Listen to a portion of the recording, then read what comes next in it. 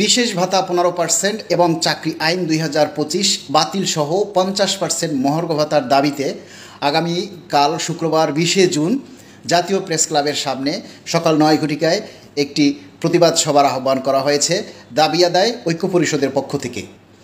প্রিয় সরকারি কর্মচারী ভাই ও বোনেরা, আপনারা যে যেখানে আছেন সেখান থেকে আপনারা আগামীকাল সকাল 9টায় জাতীয় প্রেস ক্লাবে আপনারা সমবেত হয়ে আমাদের এই যৌক্তিক দাবির পক্ষে আপনারা সমবেত হবেন এবং আমরা সরকারের কাছে আমাদের যে যৌক্তিকতা সেগুলি আমরা তুলে ধরতে চাই।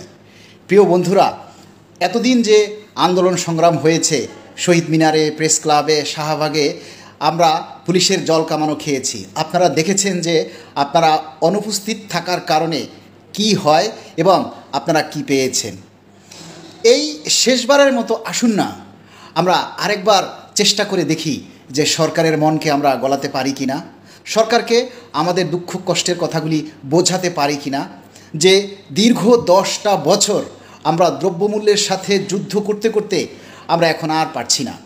গত সরকার আমাদের দুঃখ দুর্দশার কথা চিন্তা করেনি, তারা কর্মচারীদের ভালো মন্দের কথা চিন্তা করেনি, তাই তারা যা ইচ্ছা তাই করে গেছে। 3টা টাইম স্কেল সিলেকশন গ্রেড বন্ধ করে গেছে, পে স্কেল প্রথা বন্ধ করে গেছে এবং মানুষের যে একটা দ্রব্যমূল্যের সাথে প্রতি বছর সমন্বয় করা হবে বলেও 10টা বছরে সেই বেতন বৃদ্ধির সমন্বয় তো দূরের কথা, এ বিষয়ে চিন্তাও করেনি। এখন যে বৈষম্যহীন অন্তর্বর্তী সরকার এসেছেন, তারা পে কমিশন গঠনের দাবিতে তারা মহার্ঘ ভাতার কমিটি গঠন করেছিল। আমরা তো কিছু বলিনি, আমরা শুধু দাবি জানিয়েছি।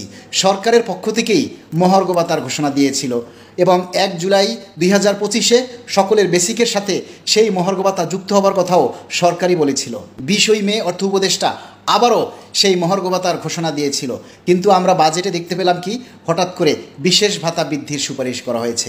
আপনারা শুরু থেকেই বলে আসলেন মহার্ঘ ভাতা আর বাজেটে ঘোষণা দিলেন বিশেষ ভাতা। এটা কেন? আমরা তো বিশেষ ভাতা চাই নাই। আমরা সরকারি কর্মচারী যারা রাষ্ট্রের উন্নয়নের জন্য প্রত্যক্ষভাবে এবং পরোক্ষভাবে কাজ করে থাকে, সেই কর্মচারীরা যদি ভালো না থাকে তাহলে দেশের উন্নয়ন কিভাবে হবে?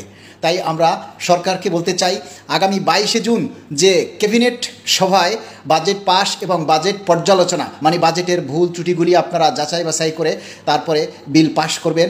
কিন্তু তার পূর্বে আমরা আপনাদের কাছে জানাতে চাই যে আমরা বিশেষ ভাতা চাই না, আমরা 50% মহার্ঘ ভাতা চাই, কিংবা এই সময় উপযোগী দ্রব্যমূল্যের যুগে যাতে একজন কর্মচারী মোটামুটিভাবে তাল মিলিয়ে টিকতে পারে, চলতে পারে, আপনারা সে ব্যবস্থা করে দিন। আমরা এটাও বলবো না যে 50%ই দিতে হবে, আপনারা দ্রব্যমূল্যের সাথে তাল মিলিয়ে যেটা হয় সেটা দিন, আমরা তাতেই খুশি থাকব। কিন্তু আমরা এই বিশেষ ভাতার নামে যে 15% প্রণোদনা, সেখানে সর্বনিম্ন বলছেন 1000 টাকা।